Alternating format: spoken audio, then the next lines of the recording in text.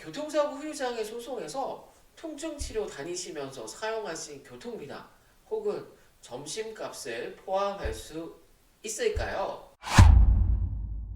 네, 안녕하세요. 이성훈 변호사입니다. 지난 시간에는 최초의 부주의 행위자가 그 사고의 결과에 얼마만큼 책임을 져야 하는지를 1871년 시카고 대화재 사건을 통해 알아보았습니다.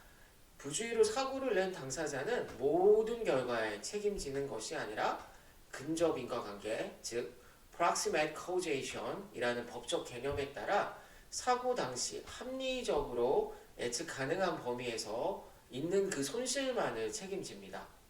네, 오늘은 구체적으로 내 자동차 사고 났을 때 근접 인과관계가 어떻게 적용되는지, 그리고 얼마만큼 관련 손해에 책임져야 하는지를 살펴보도록 하겠습니다.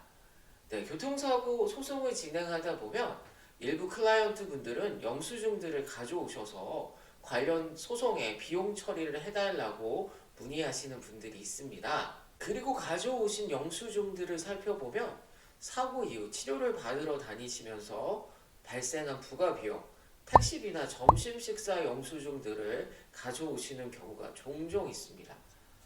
네, 교통사고 후유장애 소송에서 통증치료 다니시면서 사용하신 교통비나 혹은 점심값을 포함할 수 있을까요? 네, 이에 대한 답변을 위해선 관련 청구 내용이 사고 발생 당시 근접 인과관계, 즉 proximate causation이 있었나를 살펴보아야 합니다.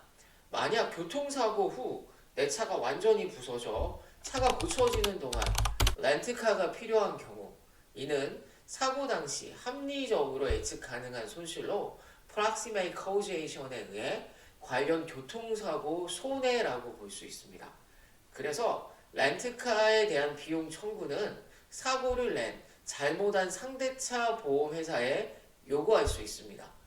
하지만 사고가 발생하고 어느 정도 시간이 지난 후 렌트카가 아닌 택시를 이용하여 통증 치료를 받으신 경우, 이는 사고 당시에 합리적으로 예측 가능한 손실이라고 보기에는 조금 논란이 있습니다.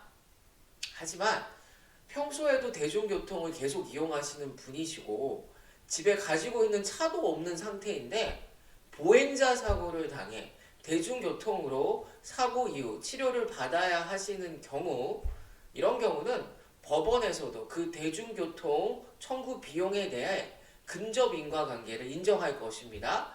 네, 이렇게 프락시메 코제이션으로 우리가 접근해 보면 통증 치료를 다니시면서 지불하신 점심 식사값, 제가 굳이 말씀드리지 않아도 청구가 어렵다는 걸 이제 짐작하셨을 거라 생각합니다. 또 교통사고 후 부상으로 일을 할 수 없어 경제적으로 손실을 입은 경우, 네, 이 역시 근접 인과관계를 찾을 수 있습니다.